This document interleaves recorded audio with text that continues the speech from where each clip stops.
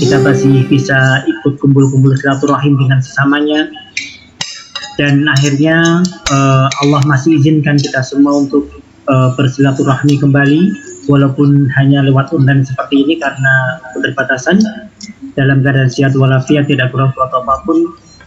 Kemudian salawat dan salam semoga senantiasa tercurahkan kepada junjungan kita, suri tauladan kita, Nabi besar Muhammad sallallahu alaihi wa ala alihi wasallam, beserta para keluarganya, para sahabat-sahabatnya, dan pengikutnya sedemikian kiamat nanti. Allah Subhanahu. Bapak Ibu, teman-teman sekalian, rahimani wa rahimakumullah wa iyyakum jami'an. Semoga Allah berikan kepada kita rahmat. Ya, di tengah-tengah wabah yang kita tahu, wabah ini cukup membuat gempar dunia ya, cukup membuat stres, bahkan sangat membuat stres banyak orang, tidak hanya di Indonesia, bahkan di luar negeri pun juga sama. Dan wabah ini qadarullah, bahkan sampai mampu menutup Masjidil Haram, sampai Masjidil Haram pun ditutup, kemudian masjid-masjid pun masjid. Jadi ini sebuah pukulan yang sangat telak, sebuah teguran yang sangat dahsyat dari Allah Subhanahu wa taala, bahwa Allah turunkan sebuah tentara yang sangat kecil, yang mungkin ukurannya tidak bisa diukur dengan ukuran biasa karena besarnya adalah nanometer, tetapi sanggup membuat bahkan negara-negara yang adidaya pun menjadi kalang kabut ya. Kalau kita lihat sekarang ini jumlah kematian yang terus meningkat, dan terutama pada negara-negara yang besar. Di Amerika sekarang yang terbanyak ya, selain Italia, Jerman, Masya Allah jumlah kematian sangat besar sekali. Dan alhamdulillah di Indonesia walaupun yang terjangkit banyak, tetapi kasus kematiannya walaupun secara persentase terbesar, tetapi secara jumlah masih lumayan tidak terlalu besar. Dan kejadian ini sungguh sudah membuat stres banyak orang. Dan untuk teman-teman Udapus ini, stres kan sesuatu yang tidak boleh terjadi ya, tidak boleh terjadi. Dan dalam kenyataannya sekarang ini hampir semua stres. Yang flare itu banyak gara-gara mikir corona. Dan banyak yang jawab ke saya tentang stres karena corona ini, sehingga akhirnya akan memicu flare up dari sel-sel. Jadi ini sangat tidak diinginkan sekali. Dan nanti saya akan menyampaikan beberapa yang mesti kita lakukan, bagaimana mensikapi corona ini untuk para Udapus, para autoimun, penderita autoimun ya. Dan nanti mungkin akan lebih banyak kita tanya jawab saja, karena saya yakin akan ada banyak hal yang nanti akan ditanyakan terkait dengan virus corona ini terhadap penyakit-penyakit autoimun. Baik, yang penting bahwa dalam hal ini saya akan menyampaikan beberapa hal supaya kita tidak terlalu stres, supaya kita tidak terlalu berlebihan menyikapi virus corona ini, tetapi juga kita harus sangat waspada terhadap penyebaran virus corona ini. Teman-teman sekalian, yang sikap yang mesti kita kita tonjolkan, sikap yang mesti kita adakan terhadap virus corona ini, nanti akan saya bagi menjadi dua hal. Yang pertama, sikap secara umum sebagai seorang manusia, baik itu sehat ataupun tidak sehat, dan yang kedua adalah sikap seorang Udapus ataupun penyintas autoimun terhadap virus corona ini. Yang pertama, bahwa kita tidak boleh stres terhadap berita-berita virus corona ini, karena sungguh stres ini akan sangat merugikan kita. Jangankan orang yang sakit, orang yang sehat pun kalau stres jadi meriang semua badannya. Kayak kemarin saya kan sempat diisolasi 14 hari ya, itu masalah adem panas bergesi, setiap membaca berita kematian terus serseran dadanya, serseran betul, serseran kemudian terus meriang lagi, Masya Allah. Ternyata stres itu pengaruhnya luar biasa sekali. Apalagi orang yang punya autoimun ya, punya autoimun itu wah biasa. Jadi gara-gara corona nyeri sendinya muncul semua, sariawannya penuh dan seterusnya, maka ini tidak boleh terjadi. Bagaimana menghindari stres itu? Yang pertama adalah bahwa wajib bagi setiap muslim percaya bahwa apapun yang terjadi dalam dunia ini semuanya sudah atas kehendak Allah Subhanahu wa taala. baik kita hindari ataupun kita berusaha mencegahnya, kalau itu sudah ketetapan Allah maka pasti akan terjadi. Jadi yang mesti kita yakini betul. Allah sampaikan dalam Al-Quran Karim dalam surat At-Taghabun, ma asaba min musibatin illa bi'idznillah wa man yu'minu billahi yahdi qalbah. Tidak ada suatu musibah pun yang menimpa manusia kecuali dengan izin Allah Subhanahu wa taala, pasti atas izin Allah. Bahkan dalam hadis yang disampaikan, tidak ada kejadian di dunia ini melainkan pasti atas izin dari Allah. Bahkan selembar daun yang jatuh dari pohon ke tanah itu pun pasti atas izin Allah Subhanahu wa taala. Jadi virus yang begitu menghiburkan itu pasti atas perintah Allah Subhanahu wa taala. Tidak mungkin Allah tidak perintahkan virus itu datang. Jadi pasti atas perintah Allah Subhanahu wa taala. Ya.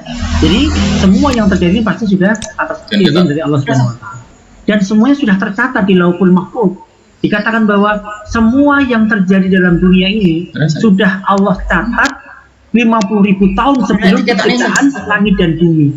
Jadi sebelum langit dan bumi itu diciptakan, Allah sudah mencatat rezekinya Arif itu sekian, nanti matinya tanggal sekian, kemudian matinya karena apa, kemudian yang lain juga sama, Bu Yuli, Bu Sinta, Bu Santi, itu nanti matinya kapan, matinya seperti apa, semuanya sudah Allah catat. Jadi ini akan membuat kita tenang. Jadi virus corona itu, kalau Allah tidak catatkan sebagai penyebab kematian kita, tidak mungkin kita akan kena virus corona. Seandainya Allah itu tidak catatkan bahwa kita akan terkena corona, maka tidak mungkin kita akan terkena corona. Jadi yang paling penting itu. Jadi kita harus yakin bahwa semua yang terjadi itu adalah atas kehendak dari Allah Subhanahu wa taala. Jadi tidak ada sesuatu pun yang terjadi dari atas kehendak Allah Subhanahu wa taala.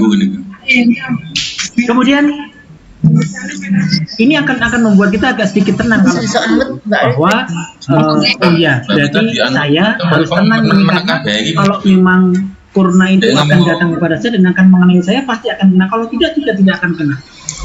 Ya, walaupun bagaimanapun caranya, maka ini akan membuat tidak kena. Kemudian dalam surat Al-Ahzab Allah sampaikan, "Qul man dzalladzi ya'simukum minallahi in arada bikum su'an aw arada bikum rahmah." Katakanlah, siapakah yang dapat melindungi kalian dari Allah Subhanahu wa taala jika Allah menginginkan keburukan kepada kalian atau Allah menginginkan rahmat bagi kalian.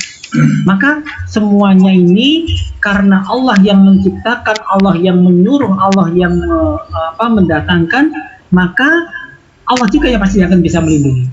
Oleh karena itu kita harus tenang. Kalau seperti itu, virus corona itu sehebat apapun itu adalah ciptaan Allah.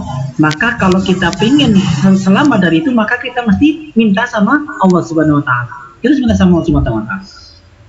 Sehingga disarankan ada banyak sekali doa-doa yang kita perbanyak doa kepada Allah supaya kita terhindar dari virus corona seperti itu, ya.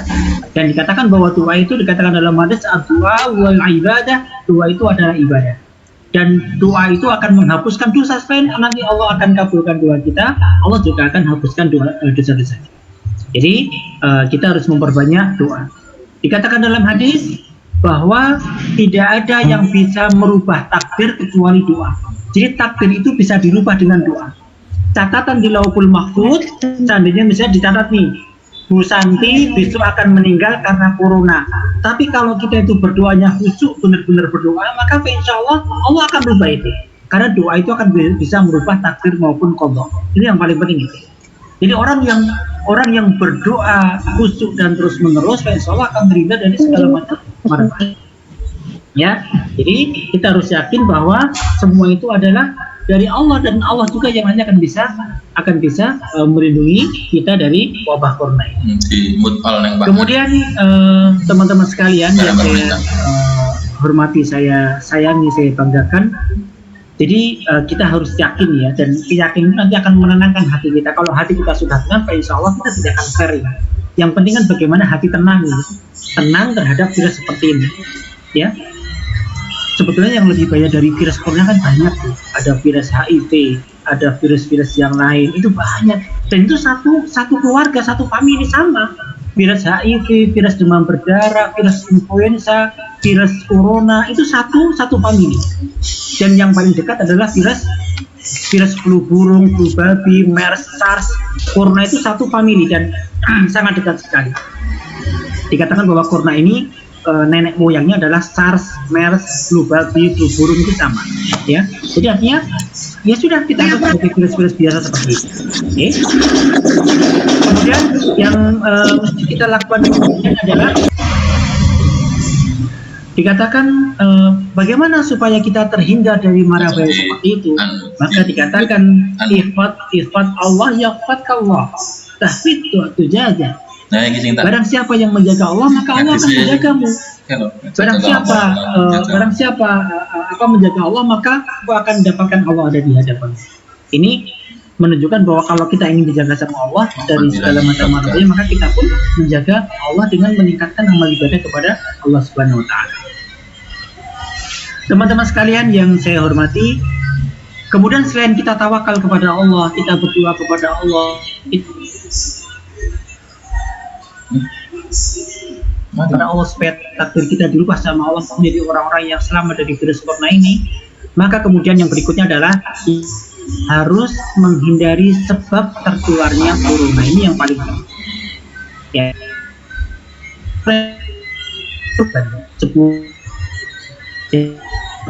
Itu pasal saja wis pasal yang pada wis takdir akan melalaikan kewajiban untuk menghilangkan sebab.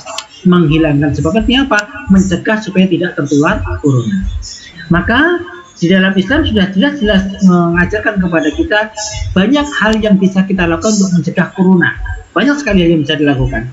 Misalnya, maka yang paling ahli dalam hal ini adalah dari cara mencegah dan cara mencegah secara batinnya. Cara mencegah secara batinnya banyak sekali doa-doa yang Allah ajarkan. Misalnya, kalau orang itu pengen terhindar dari mara bahaya yang sangat banyak, maka Rasulullah SAW mengajarkan sebuah doa, Allahumma inni a'udzubika minal barasi wal jununi wal jurami bijatamakan wal corona wa min sayyi'il asqam. Ya Allah, aku berlindung kepadamu dari penyakit-penyakit yang berbahaya seperti misalnya kemudian wa min sayyi'il asqam dan penyakit-penyakit berat yang lain. Bisa disebutkan al-corona dan seterusnya. Maka kita harus berdoa seperti itu. Kemudian yang berikutnya lagi, kalau sebagai orang-orang yang Islam, orang Muslim, maka disarankan membaca doa al-maksurat pagi dan sore. Itu adalah sebuah upaya pencegahan virus corona ini. Al-maksurat itu siapa sih? Dikatakan dalam sebuah hadis, barang siapa yang membaca Qul huwallahu ahad 3 kali, Al-Falaq 3 kali, An-Nas 3 kali, maka Allah akan melindungi orang itu pada hari itu dari segala macam mara bahaya. Maka itu ada dalam al-maksurat.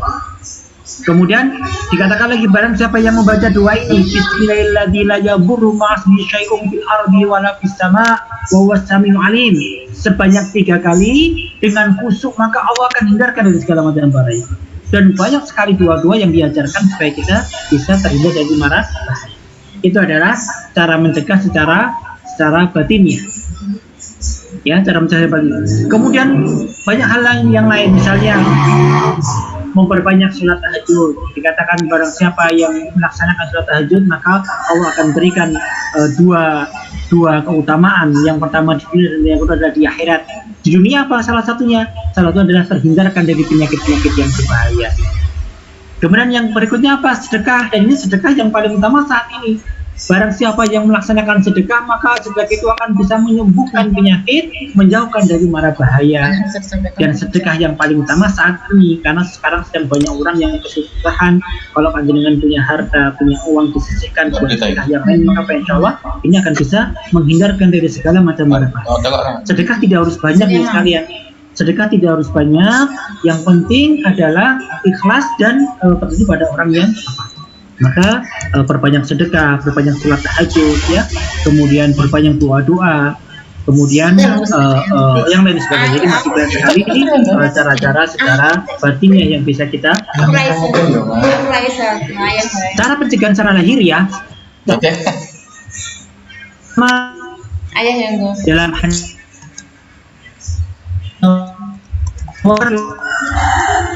barang siapa yang meminum 3 sendok madu setiap pagi, maka dia akan terlibat di balak-balak yang besar.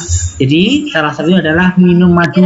Minum madu itu Masya Allah sangat bagus. Kalau 3 sendok madu setiap pagi, maka kata Rasulullah SAW, lam yusibu azimul balak, maka dia akan terhindar dari penyakit. Kemudian yang kedua dikatakan dalam hadis yang sama, man tasabba bisabni tamaratin ajwa lam yadurru dzalika nasiha. Barang siapa yang makan 7 butir kurma najwa,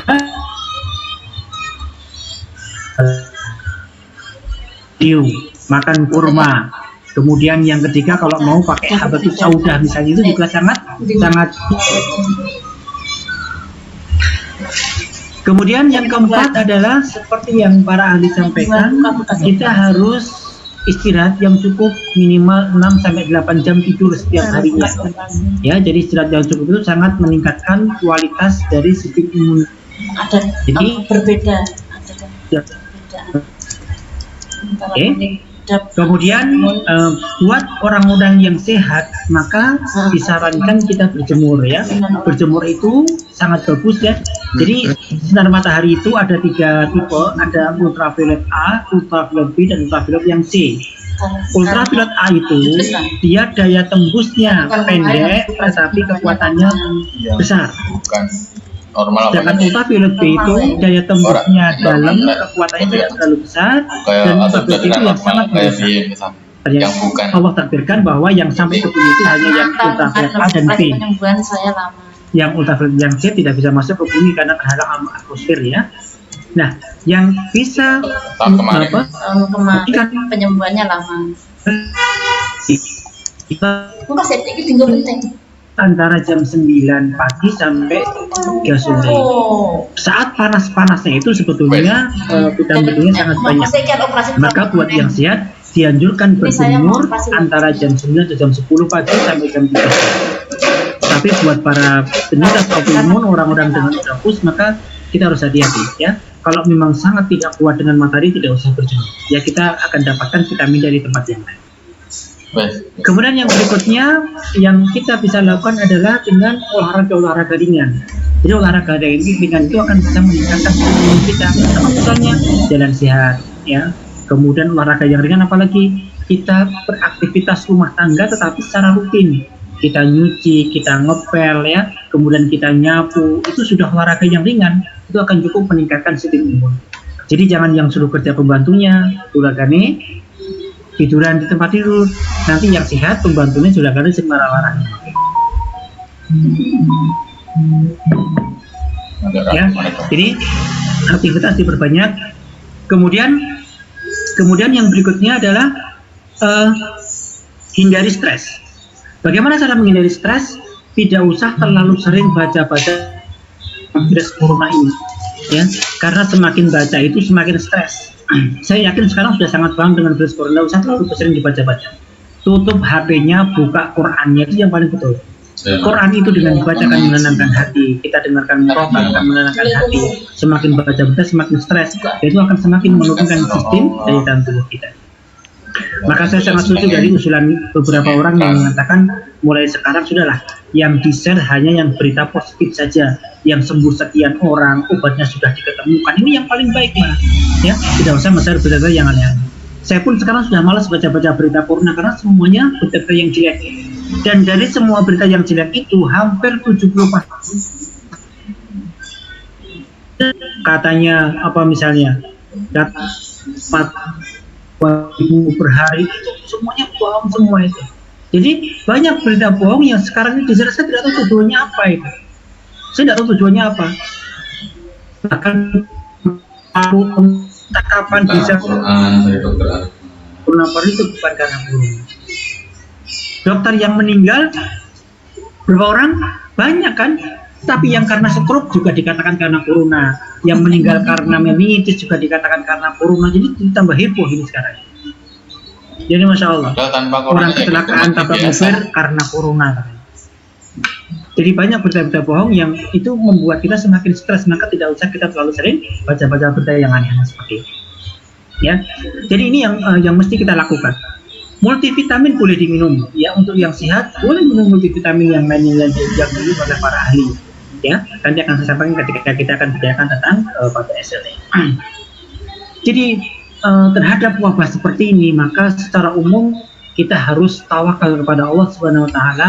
Jangan terlalu berlebihan takut kepada corona, tapi juga tetap waspada, ikuti petunjuk pemerintah. Kalau kita harus stay at home, maka kita tinggal di rumah. Kalau pemerintah mengatakan tinggal di rumah, tinggal di rumah. Kenapa harus tinggal di rumah? Tinggal di rumah kan selama 14 hari. Jadi virus itu belum sekalian. Virus corona itu seperti virus yang lain. Virus itu tidak bisa hidup kecuali dalam tubuh manusia, dalam tubuh makhluk hidup. Kalau dia di udara, dan dia di pohon, dia akan mati. Maka kalau orang itu tinggal di rumahnya sendiri-sendiri, tidak bisa ditularkan atau menularkan virus, maka virusnya akan mati. Dan masa inkubasi virus itu selama 14 hari.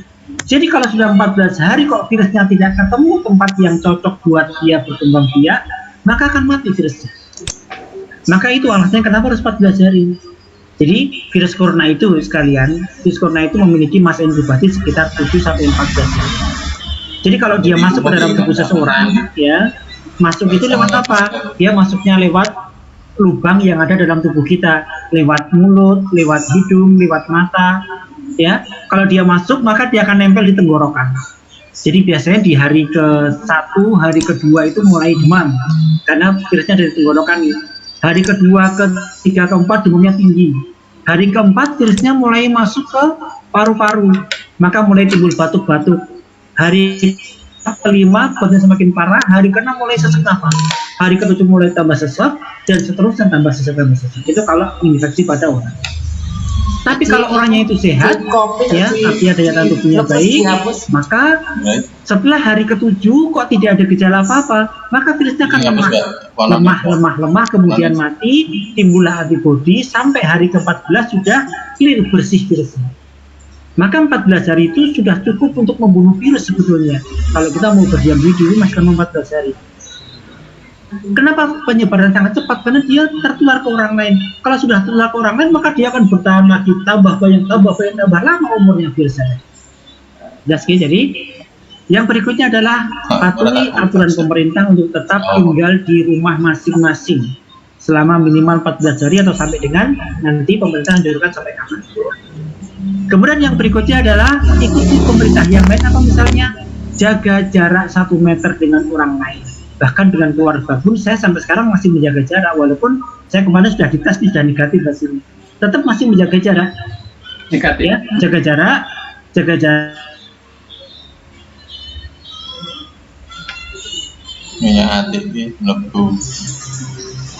Ada kok virus berkembang di udara gini, nggak ada. Yang ada virusnya ketika orang yang tertular virus kemudian dia batuk. Nah, serpian batuknya itu akan menyebabkan nempel di hidung misalnya, maka dia akan masuk ke tubuh. Atau nempel di tangan, kemudian tangannya ucuk-ucuk lipat, dia akan tertular. Jadi sampai sekarang masih disepakati penularannya lewat droplet, bukan lewat inhalasi. Sehingga kenapa pakai masker? Supaya orang yang punya virus tapi tidak ada gejala, ketika dia ngomong, dia kotorannya tertahan di masker, tidak kemana-mana. Yes, ya. Jadi seperti itu. Ya, jadi artinya kita pakai masker terus supaya kalau kita memang ada virus, kita tidak tular kepada orang lain. Kenapa harus selalu cuci tangan? Karena virus itu sangat lemah. Virus corona itu sangat lemah sekali. Dia gampang sekali mati, sekalian. Dia akan tidak tahan dengan sabun deterjen yang bersifat basah, apalagi klorin. Klorin itu apa? Misalnya kayak Bayclean, itu cepat sekali mati virusnya. Makanya kalau orang cuci tangan rajin itu, maka cepat membunuh virus. Ya. Kemudian yang kedua, virus itu tidak tahan terhadap udara panas. Oke, lebih dari 27 dia akan mati. Maka boleh kok mulai sekarang mulai menjemur bantal, jemur kasur, jemur spray, ya, karena virusnya itu akan tidak tahan dengan panas. Oke. Kemudian yang berikutnya, patuhi terus pemerintah kalau memang tidak boleh kumpul-kumpul, jangan kumpul-kumpul dulu. Oke. Kemudian yang lain bisa dilakukan. Nah, khusus untuk para udapus sekalian, bagaimana sikapnya terhadap virus corona ini? Yang pertama, sikapnya sama. pada pos itu sudah memiliki autoimun. Mungkin saya perlu kasih kabar gembira dulu pada teman-teman semua ya. Tahu nggak sekarang ini orang yang autoimun yang terserang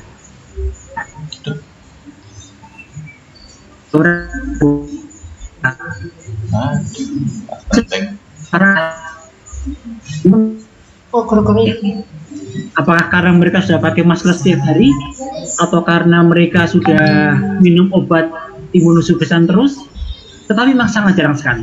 Dan hanya ada satu yang dilaporkan terserang corona dan itu pun baik sembuh.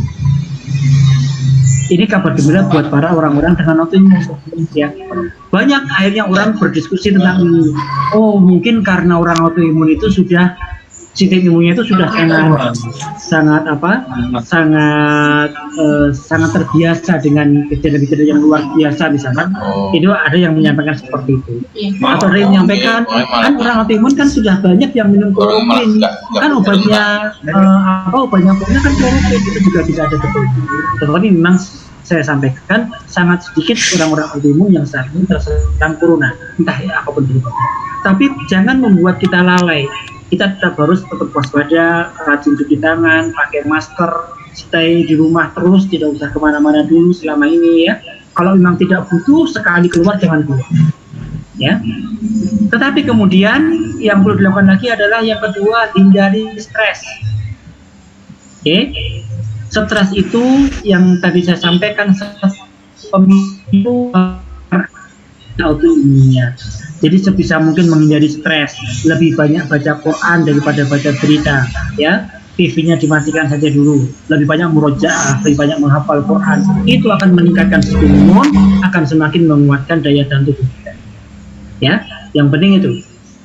Kemudian yang berikutnya ikuti aturan pemerintah, tetap di rumah, tidak usah kemana-mana kecuali kalau yang sangat perlu sekali. Rajin cuci tangan sudah terbiasa, pakai masker dan lain sebagainya. Dan yang penting lagi adalah tetap minum obat secara rutin. Tetap minum obat secara rutin. Tidak boleh gara-gara corona kemudian tidak mau minum obat. Ya harus minum obat rutin. Karena jangan sampai terbebas dari corona tapi bolak-balik kumat, kambuh, flare karena tidak minum obat. Kalau obatnya habis gimana? Nah, monggo nanti bisa diskusikan dengan saya karena sekarang ini bisa ambil obat orang yang sehat. Tidak usah datang pasiennya, atau kalau tidak nanti bisa kita iter sampai 2 bulan obatnya ya, jadi tidak ada masalah. Jadi kita akan sangat memudahkan supaya orang-orang autoimun tidak terserang. Saya sangat prihatin kemarin ada beberapa autoimun yang datang dari luar kota jauh naik bis coba sendirian. Di bis kan kita nggak tahu dia dekatan sama siapa aja kan. Jadi kalau memang sangat kesusahan sekali, mau nanti kontak-kontakan dengan saya, nanti kita akan carikan solusi sebaiknya gimana untuk ambil obatnya tersebut. Ya. Kemudian yang berikutnya, obatnya diminum masih sesuai aturan kecuali kalau ada izin dari dokter untuk mengurangi obat atau menghentikan obat. Jadi terus kontak DPL-nya, dokternya mungkin saya atau dokter Juliani ataupun yang lain, silahkan kontak sama dokternya, dok, saya sudah nggak ada keluhan nih, boleh nggak saya kurangi obatnya misalnya. Maka itu nanti akan kita diskusikan. Yang jelas jangan mengurangi sendiri gara-gara corona. Oke, tetap konsultasikan dengan dokter untuk kita sampaikan kira-kira harus solusinya seperti apa. Kemudian yang berikutnya, kalau ada tanda-tanda keluhan muncul seperti demam, jadi kalau corona itu keluhannya dulu sekali saya sampaikan ya. Kalau corona itu keluhannya yang pertama itu demam, hampir 90%. Bahasa ini ya, termoskan. Iya dipakai ini bukan? 2-4 munculnya demam. 98% artinya apa? Artinya hampir semua orang yang terinfeksi corona akan ada demam. Yang kedua adalah batuk-batuk. Ini sekitar 50% orang dengan corona akan ada batuk. Itu artinya kan ibu pajak. Kan gatal, nyeri telan ya. Ini sekitar hampir 35%.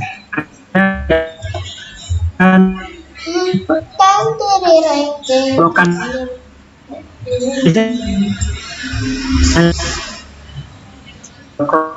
itu hari kelima ya. Kemudian ada timbul sesak nafas. Sesak nafas seperti apa? Ketika ambil nafas berat ambil nafas, maka ini awal dari tanda-tanda itu.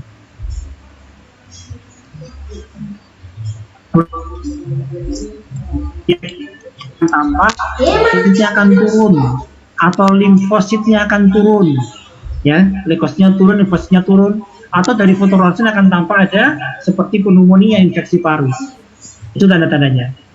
Kalau penderita autoimun selama wabah ini kok tiba-tiba muncul keluhan seperti itu, maka silahkan komunikasikan dengan DPL-nya. Dok, saya kok tiba-tiba demam tinggi ya dok. Nah, kemudian DPL akan mencoba menganalisa kira-kira ini corona atau bukan. Jangan sampai semuanya dianggap corona, ternyata dia demam berdarah, ternyata dia cuma diare, ternyata dia cuma flu biasa. Ya. Kemudian kalau memang memberat ya, sampaikan kepada dokternya, nanti biarkan WA terus sekalian. Selama wabah ini kita akan berada dari rumah dan kita akan buka WA terus. Kalau ada apa-apa silakan konsultasikan, nanti kita akan coba berikan solusi. Kemudian dengan suami, dengan anak juga sama, tetap berlaku biasa, tetapi sebisa mungkin tidak keluar rumah. Dan kalau keluar rumah pakai masker, tidak usah walimahan lagi, tidak usah, tetap tinggal di rumah masing-masing. Kecuali kalau mau ngambil obat, maka suaminya boleh diminta untuk ambil obat. Ya, jadi itu yang saya pesankan kepada para udapus, para penyintas autoimun semuanya. Hal-hal yang mesti kita lakukan ketika menghadapi wabah seperti itu. Kemudian yang berikutnya adalah ketika di rumah apa yang mesti dilakukan. Yang pertama, olahraga ringan. Udah pun olahraga ringan ya, digerak-gerakkan badannya, jangan tidur terus, gerak-gerakkan badannya. Oke. Kemudian yang kedua, kalau bisa supaya menenangkan pikiran ya, jalin silaturahmi. Gimana cara menjalin silaturahmi jarak jauh? Pakai video call misalnya. Pakai video call, pakai yang lain-lain, karena silaturahmi itu efeknya luar biasa. Dikatakan dalam hadis, man syarahu ayyub satu lau rizki ayyub salau asari falyasil rahmah. Barang siapa yang pengen dilapangkan rezekinya, dipanjangkan umurnya, falyasil rahimah, kata Rasulullah. Maka sambunglah tali silaturahmi. Ya, dalam hadis yang lain disampaikan seperti apa sih silaturahmi itu?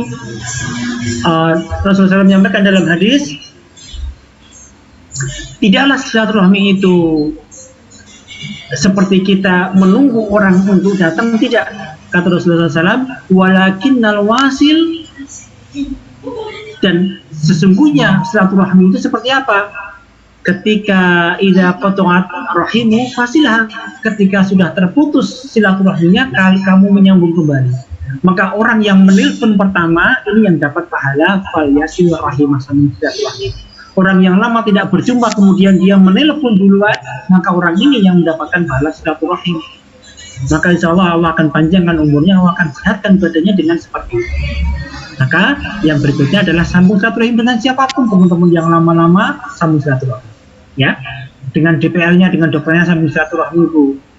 Walaupun kadang-kadang nggak dijawab biayanya, yang penting WA aja lah. Ya, nanti mungkin jawabnya malam gitu. Atau mungkin 3 hari lagi baru dibales kan. Tapi tidak apa-apa, yang penting silaturahmi. Kemudian terus evaluasi diri ya. Kalau memang demam, isolasi, namanya isolasi mandiri ya. Nanti mungkin kita akan tanya jawab yang banyak tentang itu. Ini sebagai awalan dari saya, awalan silaturahmi kita. Nanti kita akan ngobrol bersama-sama untuk kita berdiskusi bersama-sama. Silakan kalau mau ya, nanti yang mau bertanya dibuka mute-nya dulu, apa mute-nya itu loh. Kemudian ini sudah ada 2 penanya dok. Oh ya, silakan. Tri Handayani di Colomadu dok. Ini pertanyaannya ini dok, terkait penyembuhan luka bekas operasi, adakah perbedaan antara autoimun dengan orang yang bukan autoimun? Karena tahun kemarin setelah operasi penyembuhannya lama, dan ini mau operasi lagi tapi masih trauma karena takut sembuhnya lama. Itu dok yang pertama. Mau langsung keduanya? Jadi pada orang-orang dengan autoimun itu kadang-kadang terjadi vaskulitis. Vaskulitis artinya apa? Ada radang pada pembuluh darah. Sehingga radang ini akan menimbulkan komplikasi seperti orang sumbatan pembuluh darah. Sehingga darahnya tidak akan lancar. Sehingga pada beberapa autoimun itu penyembuhan lukanya jadi lebih lama karena darahnya tidak bisa mengalir dengan lancar ke arah luka tersebut. Yang pertama itu, ya, jadi karena ada vaskulitis. Yang kedua, penderita autoimun itu kebanyakan minum steroid, methylprednisolon. Padahal methylprednisolon itu sangat mengganggu penyembuhan luka. Jadi sebaiknya kalau mau operasi, metilnya pada posisi paling rendah untuk menghindari penyembuhan yang lama dari lukanya tersebut. Ya, jadi syarat autoimun operasi, satu, tidak flare, yang kedua penggunaan steroid sangat rendah. Maka diperbolehkan karena itu akan mempercepat luka. Banyak orang yang setelah operasi kemudian lukanya lama sembuh karena dia pakai steroid dosis tinggi, kemudian dia ada vaskulitis yang lagi flare, maka tidak diperbolehkan. Baik, pertanyaan kedua ya dok ya, dari Mbak Syahrina di Klaten. Pertanyaannya, apakah pada Odapus imun kita bisa melawan virus corona karena obat-obatan yang kita konsumsi untuk menekan imun, sedangkan seperti yang disampaikan bahwa virus bisa dilawan dengan imun yang baik, kita Odapus kan imunnya sudah tidak baik. Saya jadi takut karena jadi takut untuk keluar rumah sampai sebulan nggak bisa kontrol ke rumah sakit saking parnonya dengan corona. Terima kasih Pak Dokter. Ya. Monggo dok. Ya, jadi memang pada penderita autoimun itu terjadi sistem imun yang salah sehingga kita harus turunkan sistem imun dengan imunosupresan.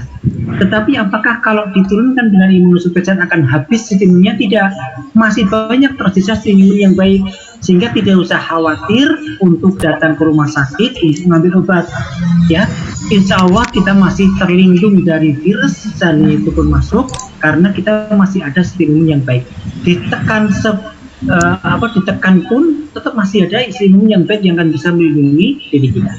Jadi imunosupresan itu tidak menekan 100% ya, tetapi yang ditekan hanya sekian persen dan itu pun sistem imun yang memang tidak baik. Sementara yang baik itu insya Allah masih cukup untuk melindungi tubuh kita dari virus corona ataupun virus-virus yang lain. Contohnya apa? Orang dengan autoimun itu kalau flu, apakah dia menjadi mati? Kan tidak. Karena flu itu juga sama-sama virus, kemudian akan dibunuh oleh sistem imun kita. Artinya orang yang punya autoimun itu masih cukup punya sistem imun untuk melindungi tubuh kita. Kalau flu dia bisa baik. Kalau dia tidak punya sistem imun, kalau flu pasti dia akan langsung meninggal. Tapi flu juga tidak kan, karena kita masih cukup punya imun. Jadi tidak usah khawatir. Yang khawatir malah ketika flare up, kemudian corona menyerang, itu yang dikhawatirkan.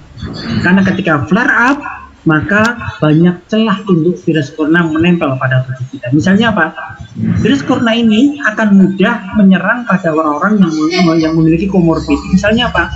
Orang ada infeksi kronis pada saluran nafas, maka virusnya akan mudah nempel di situ. Orang dengan sariawan yang lama, maka dia akan mudah nempel. Maka tidak boleh orang autoimun flare gara-gara tidak minum obat, karena nanti itu akan malah mempermudah virus corona masuk ke dalam tubuh kita. Ya, seperti itu. Pertanyaan ketiga dok, Odamun perlukah multivitamin pada kondisi saat ini? Multivitamin apa yang baik untuk kita? Terima kasih. Ya. Jadi multivitamin itu ada yang bersifat imunostimulan, ada yang bersifat imunomodulator. Yang imunostimulan itu artinya dia menstimulasi munculnya sistem imun. Ini yang tidak boleh, karena semakin meningkat imun maka semakin flare. Contohnya kayak misalnya Imbus, Immunos itu cukup menstimulasi, maka yang disarankan adalah sebangsa kayak astaxanthin, Astinfos, Astria, ini yang kita sarankan untuk imun, ya. Atau madu atau habatus sauda itu boleh. Itu akan meningkatkan sistem imun ataupun memodulasi sistem imun. Selanjutnya dokter, dari Mbak Eka ini, bagaimana membedakan batuk karena alergi dan sesak karena GERD dengan corona? Perbedaannya apa? Karena selama ini saya merasa seperti itu, tapi bingung itu apa. Enggak dok. Ya. Jadi batuk itu ada batuk kering, ada batuk berdahak. Kalau khasnya pada corona hampir 35% sampai 50% itu adalah batuk kering. Batuk kering tapi disertai dengan demam, disertai dengan sesak nafas dan nyeri telan. Tapi kalau cuma batuk kering saja dan itu sudah terjadi lama, maka mungkin bukan corona. Sedangkan batuk alergi itu Terus adalah Dino batuk lucu yang malah. sangat nyicil, disertai dengan gatal-gatal di tenggorokan, dan biasanya dia akan berdahak. Berdahak kenapa? Karena reaksi alergi ini akan menimbulkan mucus, menimbulkan seket keluar, sehingga akan muncul berdahak. Itu reaksi alergi. Dan biasanya dia dipicu oleh sesuatu, dan kalau pemicunya itu hilang maka akan sembuh. Misalnya dipicu oleh debu, misalnya, maka akan membuat batuk alergi. Tapi malah Ya. Sedangkan corona adalah batuk yang tidak jelas penyebabnya karena apa. Itu yang kita curigai corona. Kalau jelas habis bersih-bersih kamar mandi, bersih-bersih ruang lemari kamar misalnya, tiba-tiba batuk kan debunya banyak, maka ini batuk alergi. Dan kemudian kalau sudah di stop bersih-bersih, dia akan mulai membaik, maka ini adalah batuk alergi. Sedangkan karena GERD itu adalah gastroesophageal reflux disease, suatu penyakit di mana asam lambungnya naik ke atas dada. Kenapa asam lambung bisa naik ke atas dada? Karena biasanya ada kelemahan dari sphincter ataupun katup yang ada di antara esofagus dengan lambung. Kenapa dia bisa lemah? Karena satu misalnya yang memicu GERD ya, makan terlalu kenyang itu memicu GERD. Yang kedua, setelah makan langsung tiduran, dia akan memicu GERD, karena begitu tiduran maka akan ada desakan makanan ke atas, maka dia akan menyebabkan lemahnya sphincter ataupun katup antara esofagus dengan lambung, makanya akan menimbulkan penyakit GERD. Atau penyakit lambung gastritis yang tidak diobati dengan baik, maka lama-lama akan jadi GERD. GERD ini keluarnya apa? Keluarnya adalah rasa tidak nyaman di ulu hati, kemudian nyeri di dada, panas di dada, kadang-kadang mulut dan tenggorokan kering, serta mulut pahit. Maka ini batuknya adalah batuk kering dan dengan baik, itu jadinya seperti itu. Ya. Baik, selanjutnya dok, ini dari Bu Puji Rahayu. Status saya ODP hari kedua. Bila saya sudah sehat, gimana cara mendapatkan surat sehat dok? Monggo dok. Ya. Kalau betul ODP, menurut guideline yang terbaru, kalau dulu pas zaman saya ODP itu saya tidak dicek ya, karena tidak ada indikasi.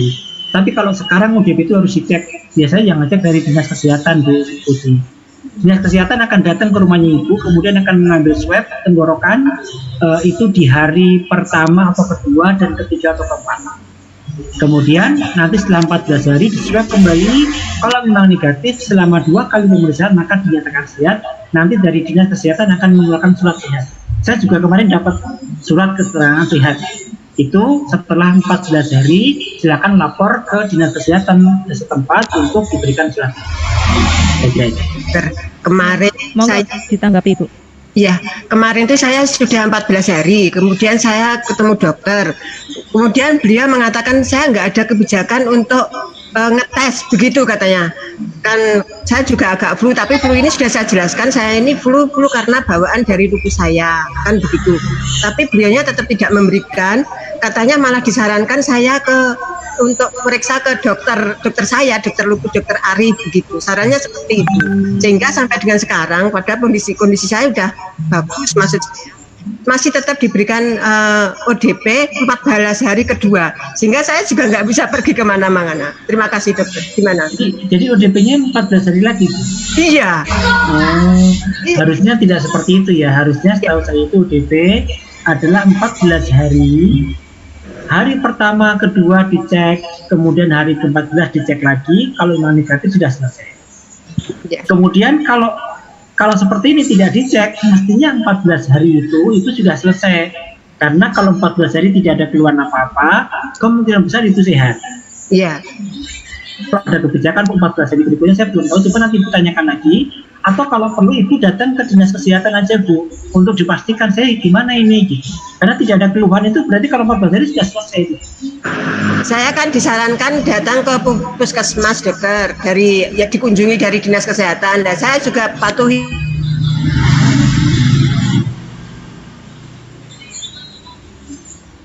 Sebaiknya ibu datang langsung aja ke dokternya.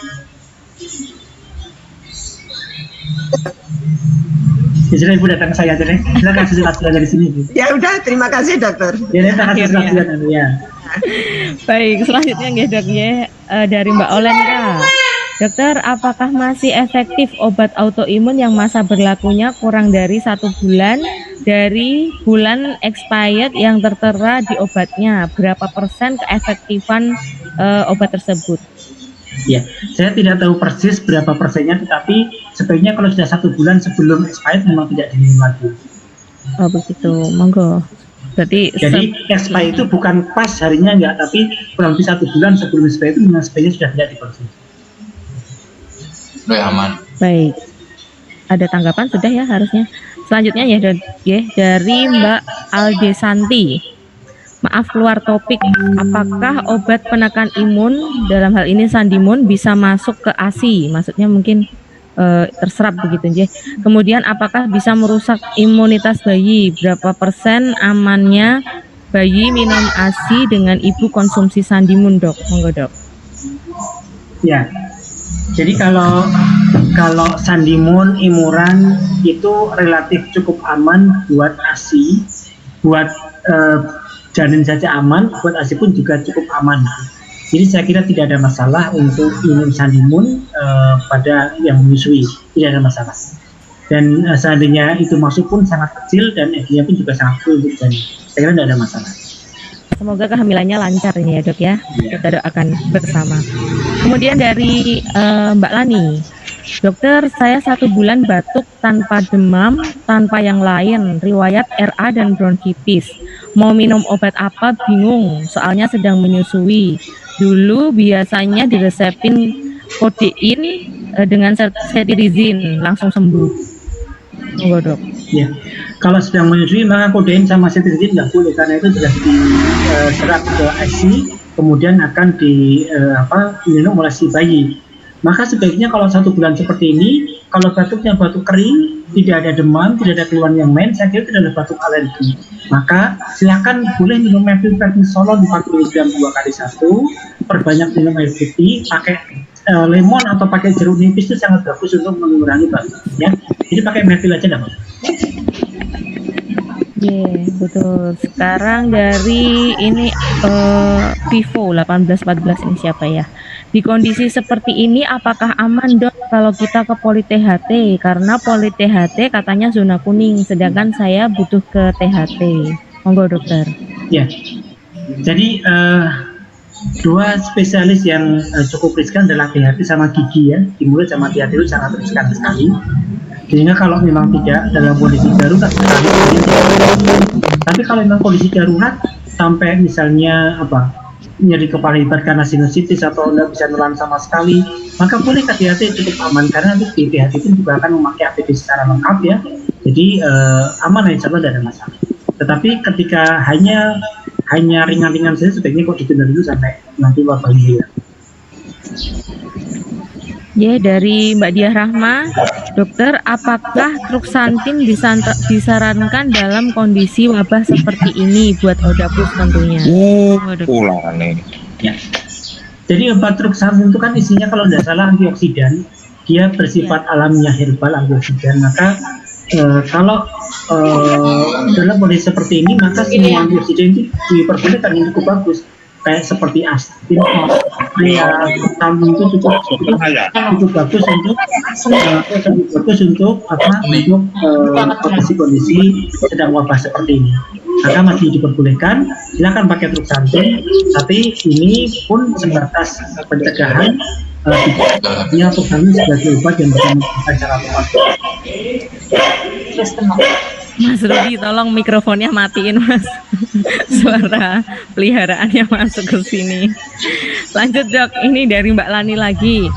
Kenapa kalau saya makan atau minum yang manis langsung batuk, nggak berhenti-berhenti? Misal minum madu yang diolah manis sekali, jadi keringat dingin keluar, suara juga jadi berubah, bibir gemetar, tapi kalau sudah 30 menit batuknya berhenti. Itu termasuk alergi atau apa? Atau saya harus pantang makanan manis? Monggo, Dokter. Jadi prinsipnya adalah bahwa tubuh kita itu yang paling paham terhadap kondisi kita ya. Jadi kalau memang tubuh kita tidak cocok terhadap suatu makanan ataupun zat itu, maka dia pasti akan menimbulkan reaksi yang tidak baik. Kalau makan manis kemudian batuk, tidak usah manis, karena manis menghindari manis sangat bagus. menghindari manis bahkan buat orang sehat ini sangat bagus sekali. Jadi sebaiknya tidak konsumsi yang manis saja, ataupun semua makanan yang kalau dimakan tidak enak berarti memang dia tidak cocok, maka sebaiknya tidak dikonsumsi saja. Oke. Dan untuk karbohidrat seperti ini bisa diganti dengan yang lain selain manis-manis banyak. Jadi artinya kebutuhan kita terhadap gula itu bisa didapatkan dari sumber yang lain, tidak harus gula yang manis-manis. Saya kira itu. Dari Ibu Suyarti, tanya dok, ini dari Ibu Suyarti dari Wonogiri, apakah lupus harus minum obat selama hidup? Tapi kalau kondisi fit, obat tidak diminum. Selang beberapa hari kok kaki bengkak dan timbul lebam, dan akhir-akhir ini kalau bangun tidur pinggang terasa sakit buat membungkuk. Kok nggak enak, tapi kalau sudah buat aktivitas langsung enak. Apakah ginjal atau apa dok ini yang kena? Monggo dokter. Ya, jadi semua penyakit autoimun, entah itu SLE, entah itu RA, entah itu skleroderma, semuanya tujuannya adalah untuk mencapai remisi. Remisi itu ada remisi total, ada remisi sebagian. Kalau remisi artinya apa sih? Remisi itu nanti akan ada skor yang menghitung remisi itu perbaikan. Perbaikan sampai sebatas apa? Kalau dia mencapai remisi total, maka dokter akan mempertimbangkan menghentikan obat. Tetapi tetap dengan perilaku hidup sehat, kemudian menjaga stres dan lain sebagainya, dan tetap dalam pengawasan. Ketika nanti akan muncul tanda-tanda lagi, maka dia mulai konsumsi obat lagi. Jadi mau saya katakan seumur hidup, bisa ya, bisa tidak, tergantung nanti remisinya seperti apa. Kalau dia bisa remisi total, maka dia tidak perlu minum obat pun, tidak ada masalah. Tapi kalau belum remisi total kemudian dihentikan sendiri, maka resiko barnya nanti akan tambah berat. Jadi jawabannya adalah bisa ya, bisa tidak, tergantung nanti remisinya sebatas apa. Kemudian tentang keluhan pinggang, yang kalau nyeri pinggang, kemudian kalau untuk aktivitas enak, untuk istirahat nyeri, maka ini disebut dengan inflammatory back pain. Jadi ada low back pain, LBP, ada inflammatory back pain. Kalau low back pain itu biasanya buat istirahat enak, buat aktivitas sakit namanya low back pain. Bisa karena otot kecepit, bisa karena spondylosis, bisa karena yang lain. Tapi kalau khas buat autoimun namanya inflammatory back pain, yaitu nyeri pinggang yang dengan aktivitas enak dengan istirahat malah sakit, makanya namanya inflammatory back pain. Ini khas untuk autoimun, maka menandakan kalau autoimunnya belum baik. Saya kira itu. Selanjutnya dari Mas Rudi. Pertanyaannya, bahu saya nyeri terus sampai susah tidur dok. Sudah minum MP, Aralfa, MTX, sepertinya tidak ada pengaruh. Monggo dokter. Ya, Mas Rudi bisa dihapus. Mas Rudi, where are you? Di mana? Udah dok. Nah, monggo. Halo. Jadi nyeri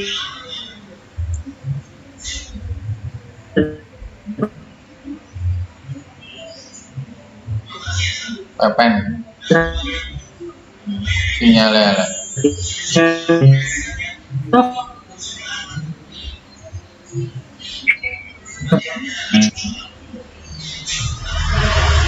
Tunggu dok. nanti saya minta di Oh, ini dia. Betul.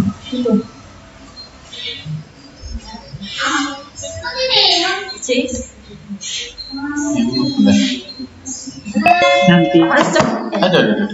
sama dokternya yang direkomendasi untuk konsultasi radiologi mas. Kayaknya nggak bisa masuk di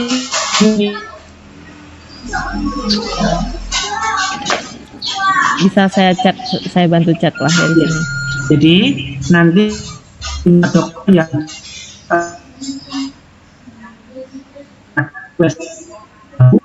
dilihat apakah ada atau jangan-jangan malah ada namanya tear, ada sedikit sobekan pada tendon, maka ini dilakukan operasi kalau seperti ini. Nanti dipastikan dulu penyebabnya karena apa. Oke.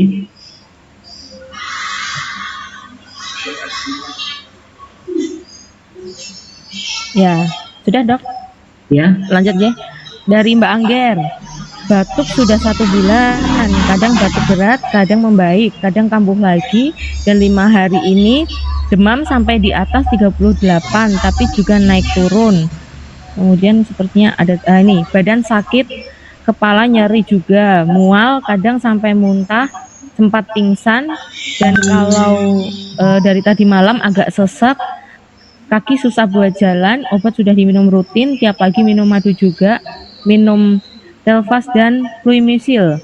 Sebaiknya apa yang dilakukan Mbak Angger? Monggo dokter.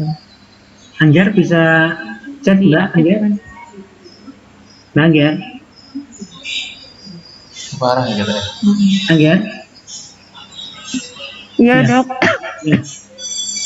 Mbak, kalau memang sudah cukup lama seperti itu, di foto ronsen dulu Mbak, karena kan dulu kan memang punya riwayat TB kan, pengobatan TB kan cukup lama. Jadi sekarang coba di ronsen, apakah ada exacerbasi atau tidak? Apakah ada infeksi sekunder atau tidak pada parunya? Karena sudah 1 bulan nih Mbak, apalagi ada demam sekarang kan. Karena ada demam, maka sebaiknya lakukan foto ronsen dan cek laboratorium Mbak. Besok kalau kemarin waktu saya kontak sama saya dicek laboratorium Mbak. Enggak, itu kan dokter buru-buru. Kata dokter cukup minum madu aja sama air lemon. Ya udah Angger udah rutin minum itu juga, tambah Telfas OD Dokternya gimana nih dokternya ini Mbak? sama Nanti- Telfas OD.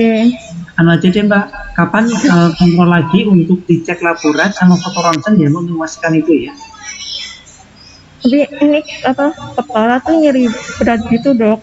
Kayak ada yang jalan di kepala sama kaki itu susah buat jalan. Yang kiri. Sebenarnya kalau sudah seperti ini ada indikasi mondo ini Mbak. Iya, muncul sariawan juga sih dok. Nah makanya itu. Jadi apa mondo aja Mbak, pemuadi aja Mbak. Insya Allah kalau mondo di mondo itu aman kok Mbak. Jadi kan antara corona dengan tidak itu kan dipisah jauh gitu Mbak. Jadi di muadi itu yang zona merah itu corona saja, yang lainnya tetap zona hijau. Tapi sama orang tua nggak dibolehin, soalnya khawatir. Khawatir ya. Iya, suruh istirahat di rumah dulu. Atau coba deh di foto ronsen Mbak, di foto ronsen ke Paraida atau kemana Mbak, nanti lihatkan ke saya sih. Iya dok. Ya. Makasih dok. Tapi sementara gimana dok untuk obat-obatannya? Kalau kayak Teusal gitu mempan nggak? Udah pakai Teosal dok. Kadang menurut Belum. Coba deh Teusalnya diminum obat tambahannya. sama Cipro Mbak. Cipro kuat Mbak perutnya.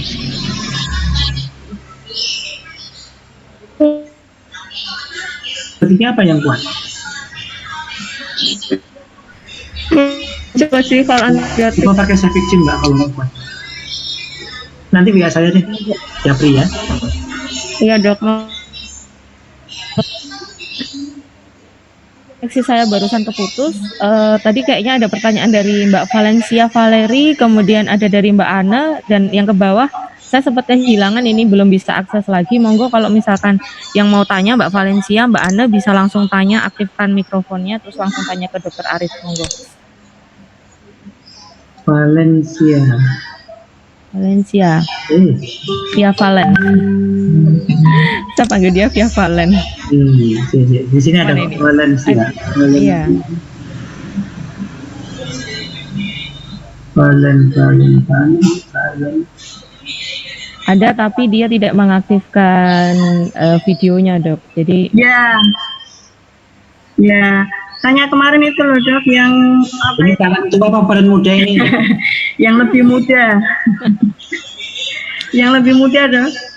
Tanya yang bekasnya Tomcat kemarin itu loh dok. Mana Valennya? Ya, saya panggilkan dulu ya dok. Lah, Valennya mana pergi?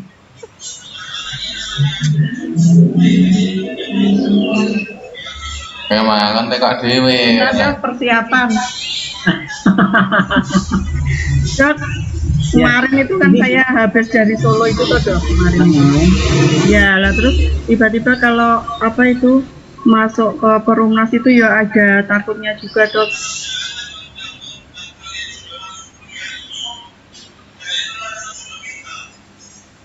Terus Apa itu? nggak tahu ini. Itu sudah.